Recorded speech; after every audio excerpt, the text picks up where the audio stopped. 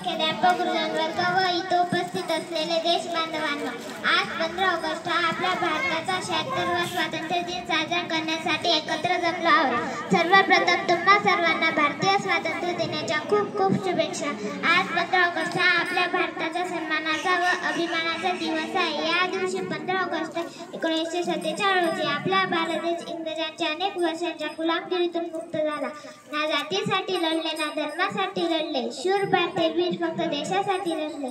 आपल्या भारताला स्वातंत्र्य सहजासहजी मिळाली नाही। स्वातंत्र्य प्राप्तीसाठी अनेक स्वातंत्र्य सैनिकांनी आपल्या प्राणाची आहुती दिली। महात्मा गांधी, लोकमान्य टिळक, सुभाषचंद्र बोस, मंगल पांडे, भगतसिंग, सुखदेव, राजगुरू, लाला लजपत राय अशा अनेक महान स्वातंत्र्य सैनिकांनी आपल्या प्राणांची आहुती दिली। त्या शूर सैनिकांमुळे आज आपण आपल्या देशात मुक्त श्वास घेत आहोत। तरीही भारतासोबत महागाई, भ्रष्टाचार, गरिबीसारख्या समस्या अजूनही आहेत। त्या समस्यांचे उच्चाटन पूर्ण झाल्याशिवाय देश सुखी, स्वप्न व प्रगत होणार नाही। चला तर मग सर्वांनी एकत्र येऊन आपल्या भारत देशाला जगातील एक आदर्श देश बनवण्यासाठी प्रयत्न करूया।